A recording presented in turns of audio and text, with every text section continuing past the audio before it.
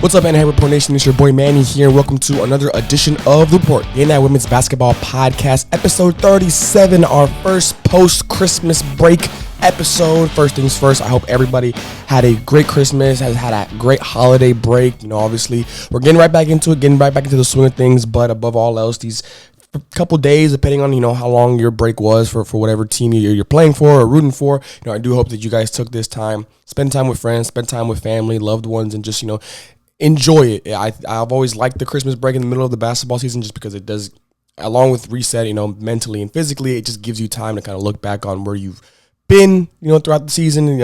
The presumptuated universal midway point of the season, even though some teams are not at the midway point just yet, but it is just kind of from a calendar standpoint, the midway typically looked at throughout the season. So I've always looked at it as like good benchmark, and so wanted to start the episode out by saying that again. I hope everybody has a great holiday break. You guys obviously are watching this on Monday morning. Hope you guys have a great holiday break, have had a great holiday break, and then hope you guys bring in the new year in the best way possible and start off 2026 on the right foot. Again, just want to give everybody a round of applause for crazy 2025 when it comes to NAIA Women's Hoops on the back end, again, with us starting our platform or reviving our platform and the podcast, all that kind of stuff. So we want to give you guys a lot of love for that, and hopefully just 2026 and to keep growing off of that. But like I mentioned, benchmark is kind of the name of the game around this time of year when you're a coach, you're a player, you're a fan, whatever the case is. So I started thinking, I'm not going to lie to you guys, I was kind of thinking, what do I want this first episode back? Because there's not too many games going on. There is one game that's already been played. We obviously covered it. It was Rochester Christian versus St. Francis. Not too much to touch on that one. St. Francis handled business. Very nice game for them. So not really talking about games. I'm not going to go all the way back to before Christmas breaks. I feel like that's just too far. But then I realized January means that we're 1 month closer to February. Which means we're 1 month closer to conference tournament starting and, of course, the national tournament. Like I said before, it's never too early to start talking about national tournament stuff.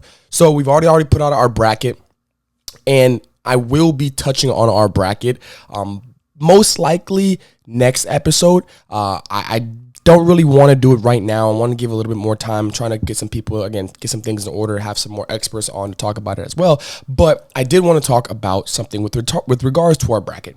Obviously, when on the bracket, I did mention, or we did put on the IG post and on the actual bracket, the teams we picked as being one of, or the only, in this case, one of the automatic bids for their respective conference. What I mean by that is, again, like we said before, if you're a conference with 10 or more teams, you get 2 automatic bids. Typically, it's your regular season champion and your conference tournament champion. Obviously, all conference tournament champions make it, but for those who do have multiple teams in it, they give an extra automatic qualifier. With that being said, that means that some of these conferences, as conference play starts winding down, things are going to become a little bit more interesting because now there's a national tournament bid at large, so to speak, for some of these conferences like the KCAC, the SSAC. That it's a little different for those conferences when we're looking at conference standings and that regular season, that number one side. For us right here in the Sun, for example, the number one seed just means that we get to host the conference tournament, which obviously we want to do and want to be able to do that. And obviously it does help the resume to be a regular season champion, but it doesn't do anything in terms of national tournament automatic qualifiers. For these other conferences, it does. So we're going to touch on all the conferences that are kind of looking at that, or are, I should say, in that situation and kind of taking a benchmark, seeing where these teams are at. Some of these conferences, wide open. Some of these conferences, we have a team or two that are kind of head and shoulders above everybody right now. As we say, I'm recording this Sunday afternoon. So things are kind of looking a certain way. We'll see what happens because, again, now a lot of these conferences are going to start getting going really. It's going around the second time, seeing some of these teams now at home or seeing them on the road, whatever the case is. So we're going to start with the KCAC. Obviously, we've been covering it a little extra with our partnership with the KCAC. It's been a great job. I appreciate everybody who's been helping with that. Team to beat. The way we're going to do this is we're going to have team to beat, surprise team, and then the main storyline of this conference or of all the conferences. And then I'll obviously have some quick hits and some quick notes to talk about with regard to each conference. The KCAC, team to beat, to me, it's Evangel. It's been Evangel all year. They're perfect in conference right now. 10-1 the season, I believe. They're receiving votes. They have been receiving votes all year. They have the best offense in the conference. They have the best defense in the conference, arguably. They are just that good. Surprise team, Sterling. Now, they went from the middle of the pack last year to now number one, technically tied with Evangel in terms of conference standings, both teams being undefeated. So that's kind of why I have them as my surprise team. Not saying that I thought they were going to have a bad year, but they've exceeded my expectations in terms of regular season success. The main storyline is, I'll be honest, is it Sterling Evangel regular season championship? Like, that's kind of what it's been feeling like in the KCAC. Not to say that Bethel hasn't had a great season. They could definitely have something to say. Ottawa, who's kind of turning it around as of late. There are some teams, and when I say this regular season championship, finale, what I mean is it just going to be that? Obviously, Sterling and Evangel have to play each other 2 times this season. I believe the first one's going to be January 5th, maybe 7th. It's early January, I believe it is. It's not too far away. I have it right here in my notes, so I'll get to it in a minute. But what it feels like up to this point is it's just those 2 teams. If it comes down to, there's a scenario where obviously they split 1-1, which then you look at common opponents, which is probably the next, a tiebreaker. And if both teams are perfect in conference and the only loss is to each other, now we're going even deeper, and then we're looking at a lot of tiebreaker situations, and every conference is different, so I'm not even going to get into that. And then obviously if one team does beat the other both times, it's a safe bet to make that that team is now in the driver's seat to win the regular season championship and punch your ticket to the national tournament. So looking at this matchup, it feels like they've been on a collision course all year. That's really what it felt like I just mentioned. They both have Player of the Year candidates. For Sterling, you've got Callie Breyer. For Evangel, you have Heaven Shockley. Breyer's number 1 in scoring at 20.8 per game. Shockley's at 5th at 16.5.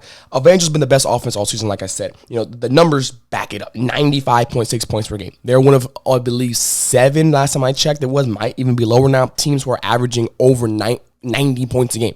And they're on a streak now of, I want to say, 5 games in a row where they're putting up at least 100. They are a prolific, efficient offense, obviously predicated on their defense, as we've talked about here in my interview with Coach Manny Wallace. They're just really, really, really good on the offense side of the ball. They do it together. They do it collectively. You look at Heaven being your leading scorer at 16.5. What that tells me is a player of her caliber, not averaging 20, is not an indictment on her or the team. It's a compliment of how good they're sharing the ball and how good they are collectively.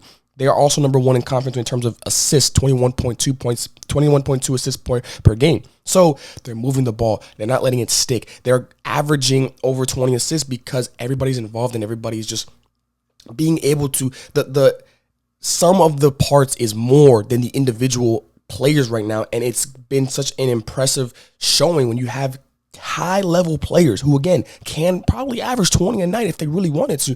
They've sacrificed, for lack of a better word, shots, points, because it now creates an even better offense, an even better environment where everybody gets to eat, everybody gets a part of the pie, and it's just great basketball to see. On the other side of it, you've got Sterling, who, and it's funny when I say this, because yes, Evangel has the best offense in the conference. Sterling, they have the best trio in the conference. They have, it's weird to say because they're not top heavy. They do have depth, but it's different in the sense of, from Evangel, it's hard to guard 5 players, offense that's working. But for Sterling, it's hard to guard 3 elite offensive weapons in, I don't know if we talked about Breyer, but also McKenna Vogue and Carly Jacobs. There have been plenty of examples throughout the year where 2 of those ladies might not be having a great night. Granted, a great night for them, a not so great night for them is a good night for anybody else. But then that third player is the one that kind of leads the charge. So now instead of, as a collective, that trio is averaging 53.1 points per game. They are putting up, I believe it was over 70% of the offense when last time I checked. There's been plenty of examples where, let's say, off the top of my head, I believe it was a game earlier this season where Jacobs led the scoring. I think she had almost 20. And then Breyer and McKenna had about 12, 14, which, again, is a very nice night. It's a very solid night. But for their standards, obviously, is not what they typically average, but they still got the win. So that's kind of why I feel like it's been those 2 teams, because on one side, you've got a very good, prolific offense. And on the other side, you've got a offense that is predicated, who the 3 pillars are, so to speak, that are going to drive this engine, but it's hard to stop 2, let alone 3 now. And 3 legit players. Like, This is not a 1-1-2-3. This is a 1A, 1B, 1C type of offense right now for Sterling. It's very, very impressive. Combined. And before I move on to the SAC, the next conference I'm going to talk about, this is why I say it feels like it's a collision course between these two teams. Combined, these two teams are obviously undefeated against the KCAC. They are, if you combine both teams, if it was one team, they are outscoring the rest of the conference by at least 19.6 points per game, almost 20 points per game. That's how much they're winning their games by. That's what they're outscoring the conference by when we talk about the gap, in my opinion, between 1, 2, and then the rest of the conference. It's nothing against the conference. I know, and I've seen it with my own two eyes, the KCAC is a conference that can provide an upset wherever, whenever, however. But I don't think it's going to happen in terms of Evangel and Sterling. Now, when those two teams meet up, I would just give the nod to the home team, especially this first one, because I really don't know. I'm excited to watch this first one when it does finally come around. But it shows there are levels to this, and right now the KCAC, Sterling, and Evangel are on a different level than either team. Granted, when these two teams do meet, and whoever wins regular season championship, don't be surprised if the other team is the one that wins the conference championship. Because I do believe these two teams are number one seed worthy. They are conference champion level teams. So don't get it twisted by whoever wins this regular season championship. It might alleviate some pressure from one team because they know they're going to be in the tournament. But then the other team is going to give them a little extra chip, a little extra fight. This matchup that I'm talking about, January 24th. I was way off. Sorry, we're looking at a lot of dates. January 24th is the first matchup. It'll be at Evangel. So I'm giving Evangel the edge in that one.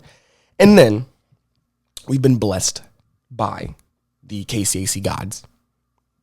A regular season finale for possibly the regular season championship on February 21st at Sterling. Now, before that, Evangel does have a very tough game against Kansas Western. They're the only other team that I feel like, in terms of that they haven't played yet, can maybe pull off an upset. Not saying I'm calling that, but that'd be the game. And then for Sterling, I'm looking at the Friends game. That one's going to be an interesting one. That's the belief. That's the one that's going to be on the 5th. That's where my dates were getting mixed up. Or the 5th or the 7th. No, the 5th. So those two teams still have at least one more opponent, in my opinion, that you got to keep an eye on them, because if you don't, they could get you. But there is a world where whoever loses that game, or however that first outcome goes, you still got one more, and it might be the regular season finale. Ooh, you can't write it better than that. For me, that is the storyline for the rest of the KCAC. Is it just a collision course? Now, what I mean by that is, can another team not necessarily throw their hat into the ring per se, if I'm being honest, but can they throw a wrench in the plans? What I mean is, let's say we'll take Evangel. If Evangel loses to Kansas Westland, right, but then beats Sterling only once, well, when we look at if Sterling drops another game and now we're looking at tiebreakers, whatever, now you're looking at, oh, well, Kansas Westland, beat Evangel, and Sterling beat Kansas Westland twice. Whatever the case, like you when you're talking about two teams who have been literally identical in terms of records and could possibly, because I would go on a split. I'm probably going to go, whoever wins that first one, I'm going to go with the loser and the second one, because I just feel like these two teams are truly on that level. Now you're talking about the rest of the conference. What do you do in the rest of the conference in terms of tiebreakers? That's why I feel like there's a collision course. I'm excited to see what happens, because KCAC is one of the tighter races at the top. And so it's really interesting to see how the rest of the season will unfold. Now I'm going to go over to the SAC. Team to beat, Nelson. Got to give him respect. Nelson right now, number one seed in a conference that has 2 receiving votes teams and a ranked opponent, I want to say. Maybe it's 1-1. I know obviously USAO, Langston, and then the MACU. Yeah, so they got 2 receiving votes teams and a ranked team, but Nelson is the one that's on top right now, just for everybody at home. Surprise team, USAO, similar to Sterling, middle of the pack. Now you're at the top, fighting for that number 1 spot. The storyline for me is, can Nelson hold on to the number 1 seed? Like I just mentioned, there are 3 ranked teams in the SAC. Nelson is not one of them, and Nelson is the one on top of those 3 teams. Last year, Nelson, wasn't the greatest, but they took the SAC by storm this year. They were 11th last season, now going to number 1. So you go from bottom of the conference to now possibly looking at punching your ticket in the national tournament. It's interesting. Then the biggest reason is their offense. You know, and it's not just that they're putting the ball in the basket more. The numbers show that. They went from middle of the pack last year in terms of scoring at 64.8 points per game to now 84.9, almost 85 points per game. 85 points per game. And in terms of the country, that puts them in the elite category. Nelson has come this season with a much more fluid, a much more just diverse offensive flow, and it's clearly resulted in wins. They're doing it by committee. That's why I said fluid. The continuity is what I'm really looking at. They have no one in the top 10 in scoring. And like I mentioned earlier when I talked about Sterling's situation, or excuse me, for Evangel, that doesn't mean that you're not a good scorer. That doesn't mean that you don't have good scores on your team. It just means that you have so many scores and so many people that have bought in that it's more with less. You have more people that are averaging above 10 points per game. You have more people who are getting involved in the offense. It's hard to guard against that. They have 6 players in the top 50 in the conference in scoring. They've also led the conference with 22 almost assists per game. Again, another team that's moving the ball, and it translates to high scoring per night. They're second in the conference in three-point field goal percentage and field goal percentage. They're also second in offensive rebounds. They're also on the defensive side, second in opponent's field goal percentage. They're taking care of the ball. They have the lowest turnovers in the conference, and they are dominating. I cannot put an emphasis on this word enough. Dominating the rebound battle. They are out-rebounding teams by plus 12.9, almost 13 in the rebound margin. The next highest, for reference, is USAO at 6. That is 7 extra possessions you're either getting on the offensive rebounds, or those are 7 possessions that you're holding, that you're taking away from your opponents in terms of one shot every time down on defense. Nelson they're legit. Don't get me wrong. My question is, can they hold on? Because the SAC is loaded. The SAC is deep. We just talked about it. 3 teams that are ranked are right behind them, nipping at their heels. Nelson already dropped the game to Langston, I believe it was, before they ran off this winning streak that they're currently on. When I'm recording this, USAO, I believe, was the one that beat Langston. You also have MACU, who I believe also got a very nice upset win. I can't remember who off the top of my head, but there's no team left undefeated in the SAC right now. Got to keep an eye on that because Nelson, I do believe, has a good chance at winning the number 1 seed, but I don't know if I think I would pick the field right now. And I would pick the field against anybody. If you told me Langston the field, I'd go the field. You told me USAO, you told me MACU, I'm going the field every single time. For USAO, again, they're right behind Nelson. Almost in every stat, maybe even in front of them in some statistical categories. They're second in scoring, right behind Nelson, rebounds, and assists. So they're right behind Nelson in the 3 major categories that, in my opinion, Nelson is dominating in. They're also first in three-point field goal and field goal percentage.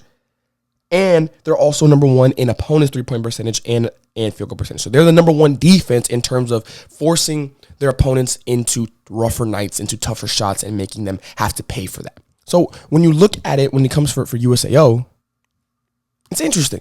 It's interesting for them. I think they have a really good chance at being a very, worthy number 1 seed. Like I just don't think it's a crazy thing to say that they could be the number 1 seed when it's all said and done. Like I mentioned, neither team is undefeated. No one's undefeated left in the SAC. USAO lost to College of the Ozarks. Then Nelson lost to Langston. Both teams still have to play each other, which is a very important note to make here.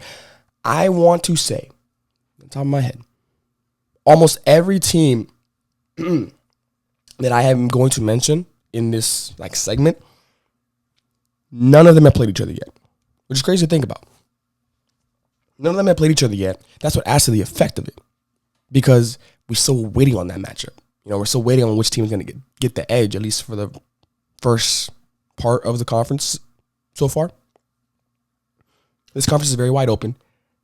Again, I would go the field over anybody. But the question is, can Nelson hold on to the number 1 seed? And when I say hold on, what I mean is not can they survive? It's more so, can they keep the rest of the conference at bay? Can they do what they need to do to stay in that number 1 spot? I don't think it's a fluke if they win it. I just feel like you have so many good teams nipping at your heels. When you're the hunted, it's going to be very hard. A lot of pressure, obviously. Now we're going to go over to the SAC. The SAC is my first of a few conferences that, you're kind of, it's a clear number 1. Clear number 1. Team of the beat, William Carey, undefeated on the season right now. Surprise team, life, from middle of the pack to the top of the pack. It's really simple. Is William Carey on track for a perfect conference run? And I'm not saying regular season, but I'm just saying conference. I know we're only 3 games in when I'm recording this. I understand that some of these conferences haven't really gotten going yet, but I'm going off of the rest of the resume, and William Carey right now is 11-0 on the season. They have plenty of nice wins over ranked opponents. I don't know why they're not ranked right now, if I'm being honest. They've only had 2 games decided by 1 possession. They have been dominating teams all the way through this year. They've already played the best in the conference in terms of standings right now. Again, only 3 games in, but right now, because you've got already under your belt Loyola, UT Southern, Blue Mountain Christian, and you won all 3 of those games. And if we're being honest, my contender or my challenger in this conference for William Carey would have been Loyola. Then I probably would have gone UT Southern. Then I probably would have gone Blue Mountain Christian. Like, I think that's literally the order I would have done it. Now, the Blue Mountain Christian game was the only close game that was decided by 1 possession. Now, granted, the other games were not blowouts. They were good wins, but they weren't blowouts. The team right now leads in points at 74.8 points per game, field goal percentage at 45.4, and rebounds, they're out-rebounding their opponents by 9, plus holding opponents to 52 points per game. So they're doing it on both sides of the ball. They've clearly, again, imposed their will the entire year on all their opponents, not just conference. I'm going off of the resume more so than anything. Now, it's a long way to go in a conference with 14, in a schedule that has 14 games left in terms of conference. 4 teams are holding opponents under 60 points per game. 3 teams are scoring over 70. Neither of those are including William Carey. The Southern States has plenty of teams that can at least challenge William Carey. Now, in this case, though, I don't see anybody else taking the number 1 seed from William Carey. I don't. But what it comes down to is, can a few teams take a game from William Carey that now changes some things up? I'll go back to the KCAC, for example. I could see a Bethel making a run, or an Ottawa making a run at it. I can. Because the way that the offense plays in the KCAC on any given night, you could get hot and things could get rolling. Or for an Evangelos or Sterling, you go cold. For William Carey, though, I just feel different about them. I don't see them not being the number 1 seed. I just don't. But, someone gets hot on one certain day. Okay, William Carey lost a game. They're still a game and a half ahead of the number 2 seed. It just happened again. Ooh, they now 2 losses. Now you're closer to the second. Like, that's what I kind of see in terms of things. I think William Carey will be the number 1 seed. Like, I'm banking on that right now, if I'm being honest. But my question is, that's why I said, can they go perfect? Because if you don't go perfect, if you lose that first one, now you look beatable. Lose the second one, now teams are looking like, hey, this is the blueprint to beat them. And sometimes it is. You just got to have a good shooting night. And that's the case. That's the case. Or you got to hope William Carey's missing. If that's the case. That's the case. It is what it is. This is a very interesting game. This is a very interesting conference, excuse me. I'm keeping an eye on Life, Faulkner, Loyola, UT Southern. Those are my teams. I didn't mention Faulkner earlier in the contenders. They're definitely a challenger for this conference. Absolutely. And obviously Blue Mountain Christian, like I mentioned earlier. Life right now, second best in the defense department at 57.9 opponents' points per game. Loyola, second best offense in the conference at 73.3. UT Southern, just a sneaky deep team. They have the second best scorer in the conference in Ashley Dickey. And then Faulkner's number 1 in 3-point field goal percentage. Why do I go off that? You get hot from 3-pointer. They're already averaging about 36% from the 3-point line. Now let's say for that specific night against William Carey, they're shooting them in the 40s. It's a lot different now, right? So that's why I'm looking at those 4 teams specifically, because each one does something that can lead to an upset win. Life plays really good defense, even though 57 is a little different from 52. Loyola, second best offense, even though 73 is a lot different than 73, 74, obviously very close. But getting that extra point, it's a lot harder than people think. UT Southern just a sneaky deep team. If Ashley Dickey gets hot, if Silky gets hot, if this team just starts rolling, maybe I could see an upset there. And then Faulkner, like I mentioned, 3-point line is the greatest weapon in the game right now. You can go hot and just not miss, and now you've pulled off an upset, especially at home, where everybody tends to shoot a little bit better. That's kind of my 2 cents on the Southern States. Is William Carey on track for a perfect season? If they are, I could see this team This team should be another team that's ranked, in my opinion. I think they will be ranked. I'm putting it on in the ether now. They will be ranked by the next polls because I just don't see them. If they continue to be on this run in the Southern states, they have to be ranked. Even if it's just number 25, they have to be ranked. Now I'm going to jump up to the Cascade. Cascade is another interesting one. Team to beat, my opinion, Eastern Oregon. Yes, Corbin was there for me, but they dropped one Southern Oregon, so I'm gonna give it to Eastern Oregon, who's the only team left undefeated. Nope, Southern Oregon is too. They're both 4-0 right now. Surprise team, Corbin, from 7th in the conference to now fighting for the number 1 seed. Granted, right now they don't have control of their own destiny, but they are still fighting for it. Storyline: who can separate themselves? This conference is very deep. Number 1 Eastern Oregon and Southern Oregon are separated by 2 games, and they're 4-0. They're separated by 2 games from the 7th seed. Yes, very young in the conference tournament side of things, but I mean, 4 games is 4 games. Just saying. On paper, this conference is as deep as any. Deep as any. But it's a gut feeling for me that Eastern Oregon is just a little bit better. Granted, they are undefeated on the season right now, I believe 10-0 as I'm recording this. 12-0. After Southern Oregon beat Corbin at Southern Oregon, I think that shows the gap is a little bit bigger. I'm not calling Southern Oregon the team to beat because you beat Corbin, because it was on the road, it was at home, and Eastern Oregon is undefeated. I just can't overlook that. They're 12-0 in the season right now. I can't overlook that. Eastern Oregon right now arguably has the best duo in the conference. Tatum Schmarbach and Kelsey Singer. Either one or both of them are in the top 5 in the conference in points, rebounds, assists, and blocks.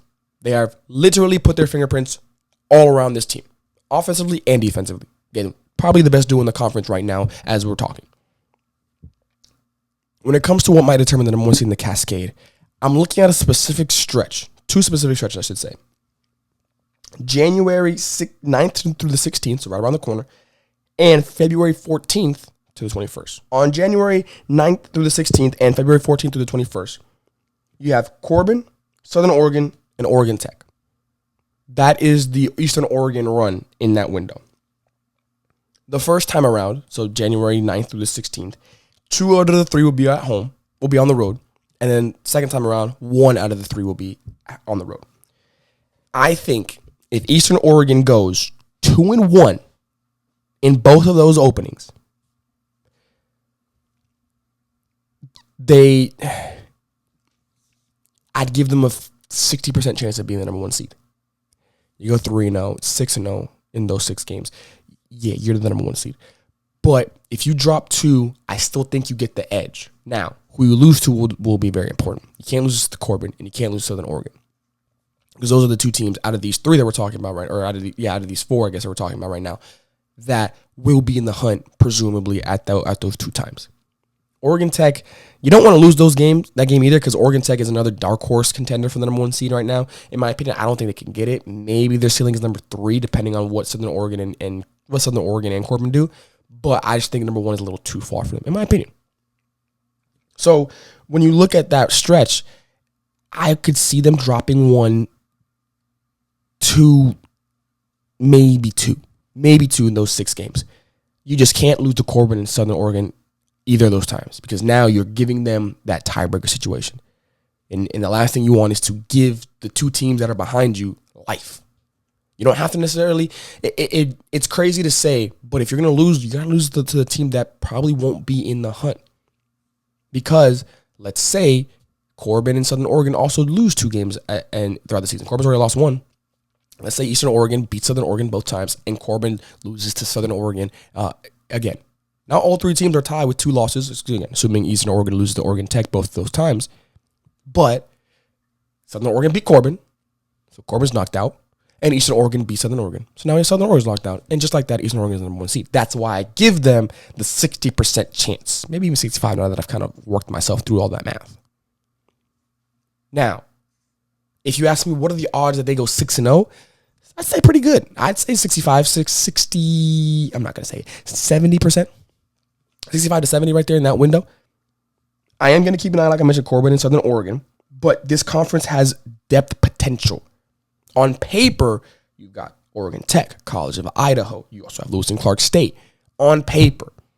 But you've seen Lewis and Clark State not drop some key games. I believe they already lost Lewis and Eastern Oregon already. Oregon Tech, same thing. You dropped some games here and there. College of Idaho, same thing. I just feel like those three are behind the three I've been talking about this entire part of the episode with Eastern Oregon, Corbin, and Southern Oregon. This has been the top end. It just feels like the top end of the conference is a little different. That's my opinion.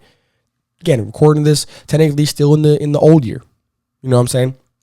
So things could change, but as of right now where it stands, I just feel like it's Eastern Oregon, Southern Oregon, and Corbin right here, and then we've got the other three in the Cascade right now. Depth potential, we'll see if it actually flourishes into anything. Now, the next conference we're going to get to is the Frontier. We've talked a little bit about the Frontier throughout the past few weeks, past few months. Team to beat, Dakota State. We know that. Kind of going to breathe through the Frontier, to be honest with you guys. Surprise team, Montana Tech. We know this. They're on a 5-game winning streak right now. All of them are conference wins. It's really, will the Wild West, that is the Frontier, get Dakota State? Similar to William Carey, I don't see any team besides Dakota State being the number one seed in the Frontier. Now, before I continue, technically speaking, I do not fully know if the Frontier will, or how the Frontier will do their second automatic bid. Because technically last year the Frontier only had one, which is the conference tournament champion. But with the merger, with the North Star, as we talked about, I just see that being the most sense, and so I'm going to go with that. Once I get confirmation on that, I will let you all know. But we're going to operate on the assumption that that's going to happen because, again, typically that's what things go. Dakota State's been the best team in the Frontier. Montana Tech is hot. Don't get me wrong. There's one of three outcomes here. It's really this simple. Montana Tech rides an impressive winning streak into their matchup on January 16th against Dakota State, which is not that far away.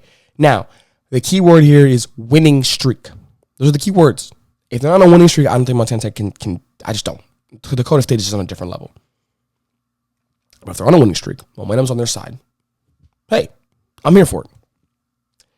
Now, the other side of it is, which we've already seen in the Frontier, Dakota State drops a game because we've seen 25 to 4 quarters. We've seen upsets on the road, at home, whatever. We've seen it already. So that's why that's why the question is, will the Wild West get Dakota? Not necessarily the Frontier, but the conference as a whole. It's very hard to be, like I mentioned before, and I'm going to keep saying, the hunted in the situation, when it's clear you are the hunted.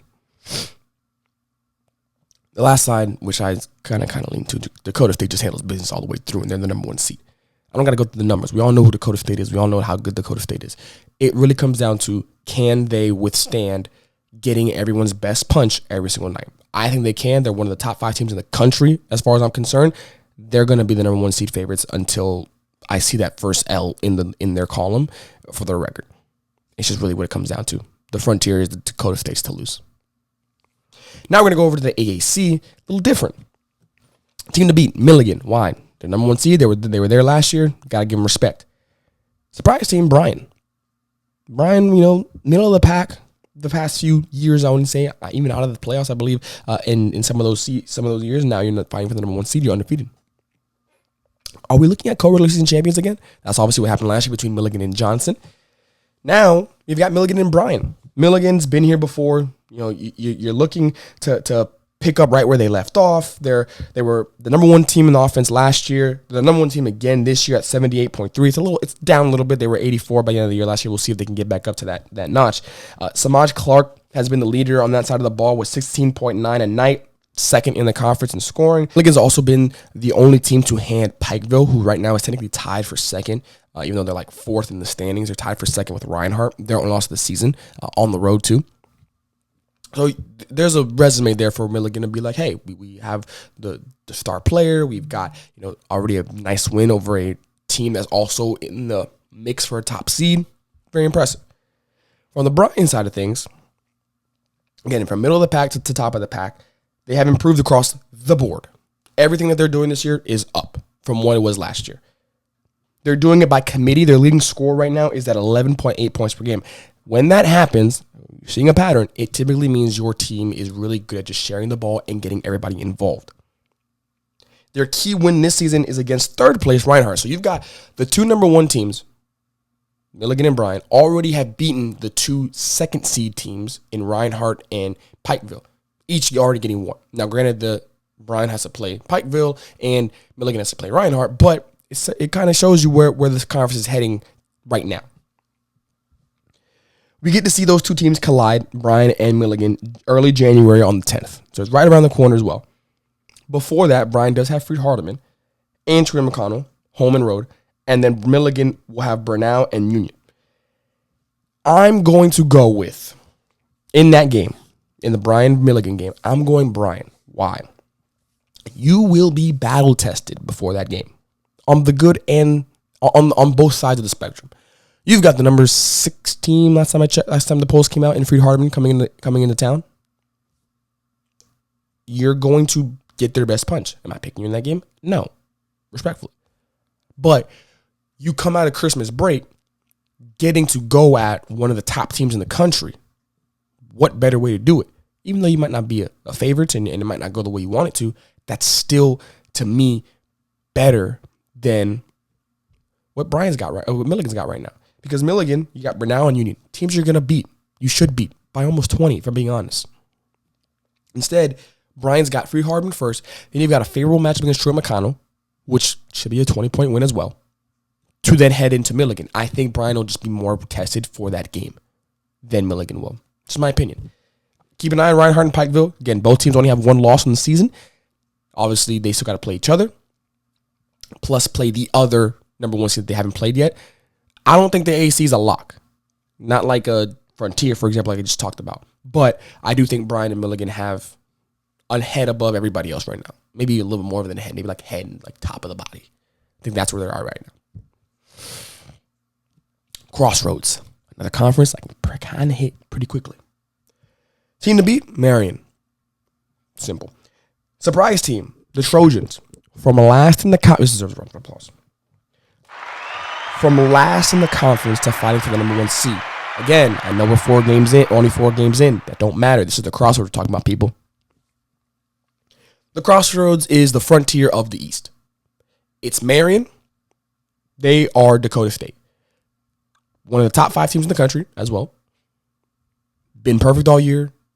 Haven't lost a game yet. All the stuff. Then you've got Taylor, who is the Montana Tech of the Crossroads. They are more of a surprise than Montana Tech is, in my opinion, but surprise team who has already beaten some good teams in IWU and is undefeated and is making a run. They're on a winning streak, this and that. Like, I see a lot of similarity between those two conferences, so I'm going to say the same thing. If you told me, pick one conference, of the two conferences, pick which one you think their number one seed will lose, I would go with Marion because I think the Crossroads is a little bit deeper. I think the Crossroads is closer at the top than it is in the Frontier. I think in the Crossroads, obviously you got Taylor, you've got Spring Arbor, you've got Huntington, you've got obviously IWU. You've got all these teams that I do believe, St. Francis, if I didn't say them already, I think they are as collective up top more tight than in the Frontier, where I think it's clearly Dakota State, and then we start talking about everybody else. But again, the Crossroads is just the Frontier of the East. There's a clear number one team, Marion. There's a clear team that's kind of been on a little bit of a heater, but I just don't see Marion losing. I really don't. They could go perfect. They really could go perfect in the Crossroads. Probably gonna be number one seed when the brackets come out, if I'm being honest. Again, I will still keep an eye on the St. Francis, on the Spring Arbor, like I mentioned, that they still are teams in the hunt, and then after that would be Hunt. I think Marion, St. Francis, Spring Arbor, Huntington, IWU, and then the rest of the conference. Going over to the Chicagoland, team to beat, St. Francis. Another conference where there's a clear number one. Surprise team, IU South Bend, from being on the road in the first round last year in the conference tournament to possibly hosting. Very impressive rise there. Can St. Francis go perfect as well? Safe bet. Another conference where there is a clear bar, that is St. Francis, who's perfect right now at 7-0 in the conference, and their defense has been the reason. 51.5 opponents' points per game. The next best is 58, which is still really good. Mind you, I just said that the second best defense in the conference is allowing 58.9 points per game. The best is almost allowing 50. Defense wins championships, folks, and this St. Francis defense is about to be the reason that they are the number one seed and punch their tickets to the national tournament. This team has one goal in mind, and I just don't see them missing out on it. I don't see them missing that number 1 seed. They clearly want it. They clearly have that goal in mind, and they're going towards it as a collective unit. They might, there are some things to be said in terms of the Chicagoland maybe. There are some teams that I'm looking at, an Olivia Nazarene, a St. Xavier. There's some teams in here, I can see, but on the other side, when I talk about Marion and Dakota State, it's really their offense that I'm so impressed by. Not to say that their defense is bad. I mean, both of those coaches, if you ask them, are you a defense or offensive team, they probably say defense. But their offense is just really, really impressive. For me. St. Francis, that defense is different, though. That defense, that's what at the heart, and, that saying defense travels, and I don't see them not being the number 1 seed with that type of defense. So unless the Chicagoland as a collective starts shooting the ball better, starts hitting tough shots, all that kind of stuff, I don't see St. Francis not being the number 1 seed. That's where I stand right now. Going to the GPAC. Team to beat. I'm going to shock some people with this one. Dakota Wesleyan. Team to beat. Surprise team, Concordia. From bottom of the playoff picture, around that 7-8 seed, to the number 1 contention. Storyline. Who will get got next? We talked about in the Frontier, mainly, about the idea of getting got, right? The Frontiers happened already. Will it get Dakota State? It's gotten everybody in the GPAC. It's going to run down a little scenario here for you. Don beat Dort. Dort beat Briarcliff. Briarcliff beat Dakota Wesleyan. Dakota Wesleyan beat Concordia. So in a way, Don beat Concordia. Breaking news. I'm kidding. But you see what I'm trying to get at, though. No one is safe in the GPAC. No one is safe. I could keep going on and on. Also got Morningside, who's beaten some teams. You got Northwestern, who was competing with some teams and beat some teams. So this GPAC is clearly a matter of who can avoid getting upset the least. The most. Right? So the reason I go with Dakota Wesleyan in this very parity-driven conference is because right now they're on good momentum. They're on the right side of that momentum train. They obviously have a great win over Concordia, who's only lost to that point in the season was Dort. And I know I'm going out of conference. Dakota Wesleyan just beat the number 9 team in the country. They just beat the number 3 team in the country, Campbellsville. Yes, it was a neutral site in Hawaii. A 30-point performance against the number 3 team in the country. Come on now. So, granted, it's not in conference, but you can't just overlook that. You can't be like, oh, that's not a conference game. I don't know. They just did that. You got to give them credit because now you've got two top 10 wins under your belt in Concordia, who's number 9 right now, and then number 3 Campbellsville. You might be the reason that Campbellsville drops to number 4 in the next polls, which is probably going to happen. Granted, Dakota Wesleyan is in the top 10 as well, but still. That is a huge resume builder. That's a huge momentum builder. That's why I said they're on the right side of the momentum train right now. Now, the train can stop. The train will stop. No train goes on forever. So that momentum will cease. My only question now becomes, can the momentum brood new habits, new goals? You know what I'm saying? Obviously, I know Dakota Wesleyan is a team that it's not just the GPAC they're trying to get to. They're trying to get to the national tournament. They're trying to get a red banner. They're completely a realistic argument to be made for them being red banner contenders.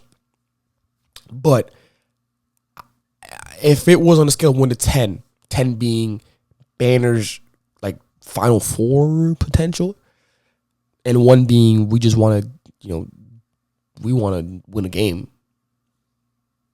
they probably were 6.5. Winning those 2 games, specifically that Campbellsville game, I think bumps them up to 7-8. They really gone up. Again, momentum does that. Same time, momentum go the other way. And you want to pick at the right time. I think they're peaking at if I want to be nitpicky, maybe a little too early, but still good enough. But when the train does stop and comes to a stop in that station, and you get off, what did you learn on that drive? What did you learn on that ride that will allow you to continue and then build a new train for momentum? That's my only thing with Dakota Wesleyan.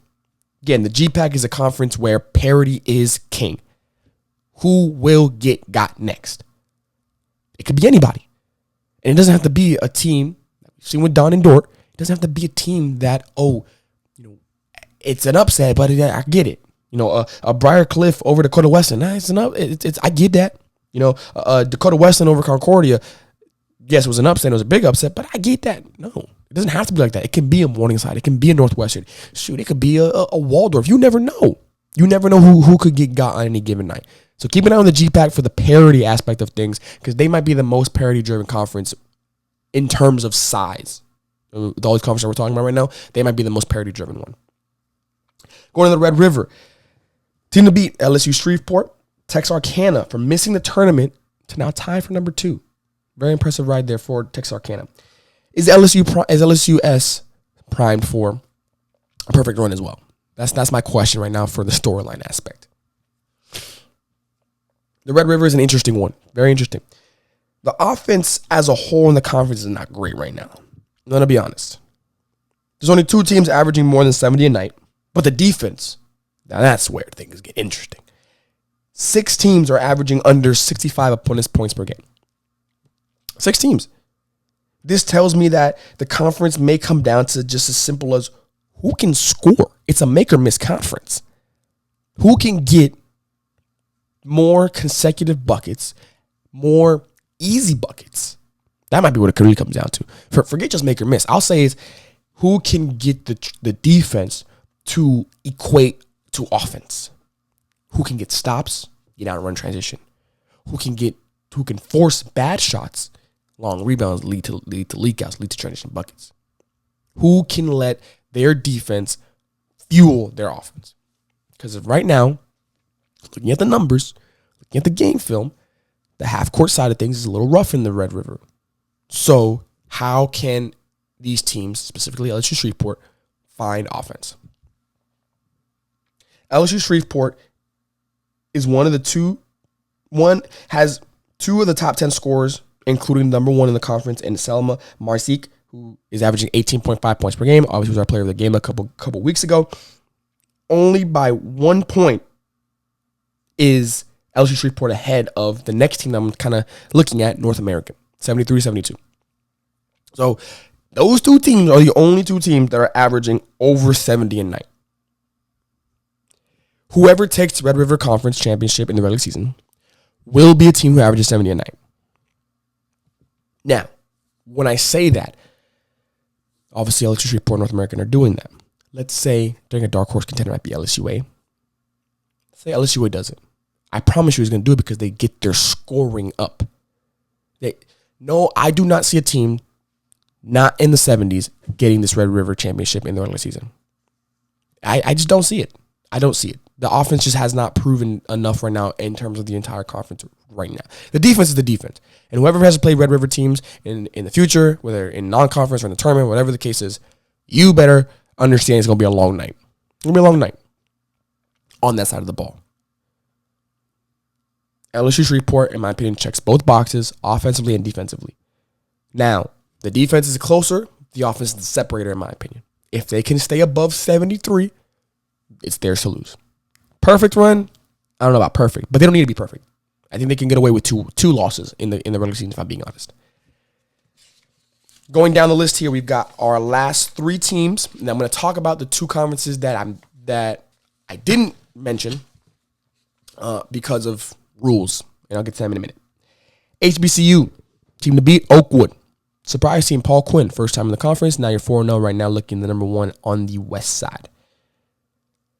Is the East favorite is the favorite, I should say, for the regular season championship coming out of the East? I think it is. Why? I went with Oakwood because I just feel like the West is tougher. Again, you got 2 teams you have, by the numbers, the West has 2 teams that are undefeated, 1 team that has 1 loss, and 2 teams that have, let me rephrase. The West has 2 teams that are undefeated, 1 team with 1 loss, while the East has 1 team undefeated and 2 teams with 1 loss. Neither of those teams have played Oakwood yet on the East side, by the way. So Oakwood right now is sitting at 4-0, and there's a possibility that they could go to 6-0 just by those 2 teams I just talked about. Just like that, they now have the number 1 seed in the East.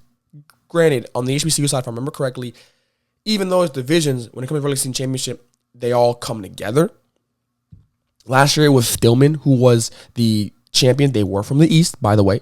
I'm also going to Oakwood because you still have Sanaya Keys. She's averaging 16 and 9 on the season, almost a double-double. I think she's in contention for Player of the Year again. So there is a world where I just feel like it's more of the East not being as strong as the West. We'll see if that changes, but that's kind of where I'm leaning towards right now, and that's why I'm going to go Oakwood. I'm not saying Oakwood's not a good team. They don't deserve it, but you got Oakwood, Paul Quinn, and Wiley, I believe, are the 3 teams that are 4-0 right now. Wiley and Paul Quinn are both on the West side. They got to play each other, obviously. So we'll see how things kind of shake out throughout the rest of the season. For the WHAC, talk about parity-driven. Obviously, the GPAC takes that crown, but the WHAC is the WHAC right now. Team to beat, Rochester Christian. But no one saw that one coming. Surprise team, Rochester Christian. I bet everybody saw that one coming. How wide open is the WHAC, really? That's the storyline for me. How open are they? I think very. The top 3 have solidified themselves. Rochester Christian, Indiana Tech, Lords. That's it. But when I say wide open, I mean those 3 put their name in the hat, shake it around, give it to your friend, have them shake it around, come back, pick it, cool, let's ride with it. Because I don't know what's going to happen now. Rochester Christian is the team to beat because they already have a win over Indiana Tech and an upset win over Carroll. Kind of what I did with Dakota Weston, where I'm not going to overlook you beating a ranked team. Even if Carroll's got a couple times this year, I don't care. That was an unranked team beating a ranked team. I believe in a close game by 2, I want to say. That's can't go unnoticed.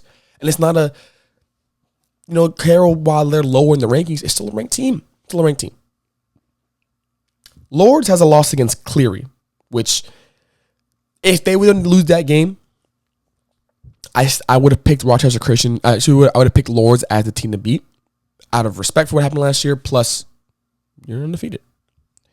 But you did lose to Cleary. So I'm going to give it to Rochester Christian because I like what they've been doing.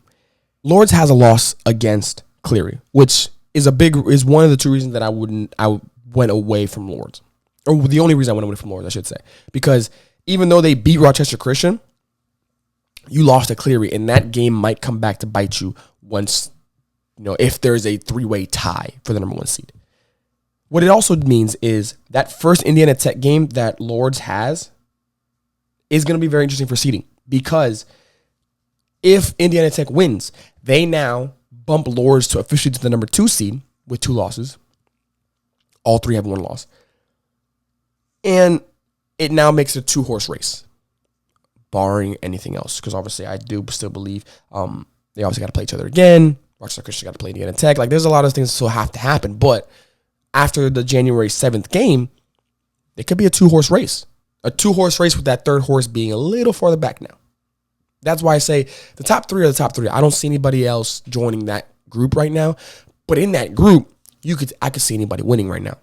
And when you throw in teams like Cleary, for example, who beat Lords, what if another team gets Indiana Tech? What if another team beats Rochester Christian? Or Lords gets got again? That's kind of what I'm looking at too. Who of these 3 teams can handle business and take a game or 2 from their opponents in this same aspect, in the same area of the conference? For Lords, they do have the number 2 and number 4 scorers in the conference in Kaylana Butler and Emma Pedrosa, combining for about 34 points. Then you have Indiana Tech, you've got Taylor Covington, who's averaging 16.9. And Rochester Christian's leader is Kendall Zeider with 11.9 points. So each team has a very good scorer to lead the way. Obviously, Rochester Christian more of a team aspect, in my opinion. For Lords and Indiana Tech, a little more focused in terms of who's scoring. But those 2 ladies that are scoring, very elite at what they do at putting the ball in the basket. The WHAC is going to be one that I'm kind of looking at again. Second, parity-driven conference. Second, just because it's only 3 teams. In the GPAC, it's the entire conference for almost. But in the WHAC, it's just really those 3 teams. Last 2 conferences here. The Heart. Team to beat. But I'm going to shock some people with this one. Mid-American Nazarene. I know Grandview fans are losing their mind right now, but it's fine. I'll explain. The surprise team is Grandview, finally breaking that glass ceiling. For the past few years, they have been top 2. I have it here in my notes. For the last 3 years, Grandview has been number 2 exactly. And for the last 4 out of 5 years, they've been in the top 5, or in the top 3, excuse me. They've been right there for so long. They're finally breaking through that glass ceiling, and they're the number 1 seed right now. The reason, this is the storyline I have right now, because Grandview's gone through pretty much the entire conference for the most part, and they've handled business. I love Grandview.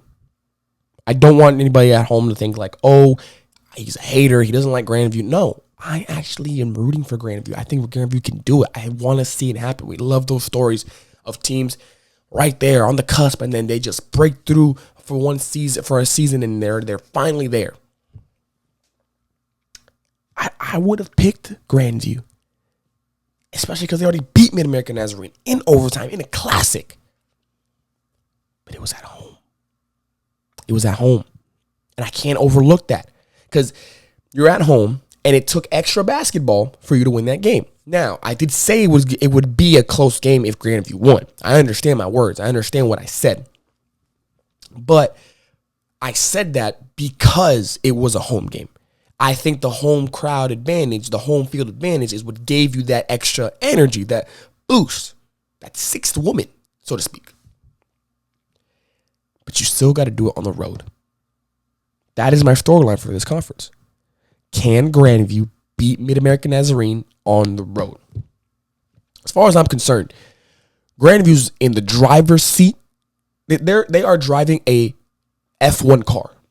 There ain't no other seats in the car. It's just you. You have complete control. All you have to do is what you've been doing. You handle business against everybody else in the conference. Not saying that's the easy thing to do, because the heart is legit. And you beat Mid-American Nazarene. The next time y'all play at their place, you may as well get the regular season championship trophy right there on the spot. That's how much of a driver's seat they are in right now. Whatever analogy you want to use, they control their own destiny. They're in the driver's seat. Whatever. They have it. They are the perfect example. Probably more than any team I've talked about, any conference I've talked about. Because you've already beaten the number 2 seed. The only other conference that I can think off the top of my head from just talking and kind of going through everything, maybe the WHAC and the conference I talked about in the AAFC. But even still, it's different. I think Grandview is the team to beat, but not until they beat Mid-American Nazarene on the road. So that's why I'm going MA Mid-American Nazarene, because you still got to get them at home. If you get them at home, now back to that tiebreaker talk, back to all that stuff. Grandview, again, rooting for y'all. Big fan. Also big fan of Mid-American Nazarene. I think both teams will be national tournament teams. Obviously, both teams, one receiving votes. One's ranked in the top, they're number 11 right now. Not a hater. I'm a big fan of both teams. But being realistic here, being a realist, home games are a little different than road games. And if both teams have the same record by the time that they meet again, meaning that Mid-American Nazarene now is going into this game with a chip on their shoulder. If I'm being honest, Mid-American Nazarene has no pressure. All the pressure's on Grandview to be able to do it again.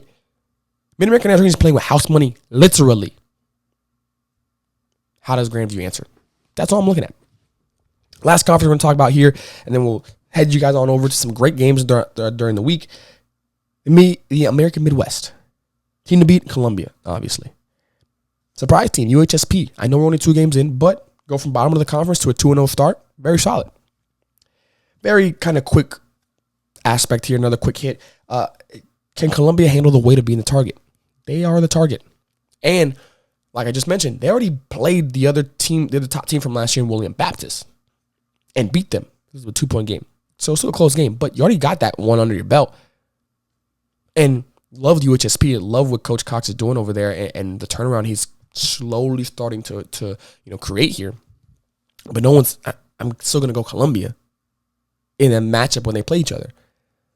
So it's another situation, another example, kind of like the Frontier, kind of like the Crossroads, kind of like the Chicagoland. Can Columbia, go perfect? Because I think that should be their goal. They are a team that can absolutely go out of the teams that we've talked about that are already in a undefeated situation like Eastern Oregon and William Carey or Marion or Dakota State. Yes, or Dakota State. They are the team that is most likely, Columbia, to be undefeated in conference. Not just regular season, I'm talking about conference specifically. So that's why I'm going to go with Columbia. But that's going to do it for the conferences that are in that boat of whoever wins the number 1 seed gets the automatic bid. The two conferences, that have 10 or more teams, but are not going to be in that same category are the CAC and the River States. For the CAC, it's tournament champ and runner-up. So meaning, if you're the number 1 seed, that's cool, that's great, that's awesome, congratulations. But if you don't make it to the conference championship game, you will not be in the tournament. For the River States, it's the next one. Tournament champ, obviously. I don't know what this means. I got to get some clarification on it, but it said the next highest ranked team in conference. I'm assuming that just means the number 2 seed, but I don't know. So that's the reason I didn't touch them. I am going to look on the other reason I didn't want to do the CAC, even though they're kind of like the Frontier, because last year they were a 9-conference team, a 9-team conference. Excuse me. So I don't know if they're going to go back to that, or they're going to go something different. I'm going off of what they were the last time they were a 10-team conference. They were tournament champ and runner-up. For, like I mentioned, for a Frontier, they've never been, at least as long as I've been around, they've never been a top 10, a 10 or more team conference. So I don't know what they're going to do, which my assumption is they would just go the basic route. For the River States, I don't know what next highest means. Gonna do my research and find out, but I don't know. So I don't want to start that without not knowing all the full details. But that's going to do it for this episode of the Hoop Report. I appreciate you guys for, tuning along. I hope I gave you all a quick rundown of everything that's going on in terms of regular season ticket watch. Like I've been saying, every conference that I touched on is an example of regular season champion and conference champion will be the ones that go. There is a world where obviously that happens for the same team as both. So American Midwest, for example, the regular season champion in 2023, 2024, and tournament champion were Columbia. So the next one up was tournament runner-up. That's when William Baptist got in. But the baseline, the first level is 2 teams, regular season champion, tournament champion. All right? You go over here to the AAC, same thing, regular season, tournament champion. I went through the website, and that's why I'm going off all these things. The other conferences, the CalPAC, the Sun, the Mid-South, under 10 teams, you only get 1. That's your conference tournament champion. All right? So that's going to do it for this episode of The Report. I hope you guys did enjoy. Make sure you guys like, comment, and subscribe. Tune in to all the really, really, really good games that are going to be going on these next couple days to wrap up non-conference slate for pretty much everybody in the country. You'll have some non-conference games sprinkled in your conference ones, but for the most part, it's conference for the rest of the season until the postseason is right around the corner. Can't wait to do that with you guys and cover that with you guys, for you guys, I should say. But they like to do it for this episode. Make sure you guys like, comment, and subscribe, and we will catch y'all in the next one. Peace.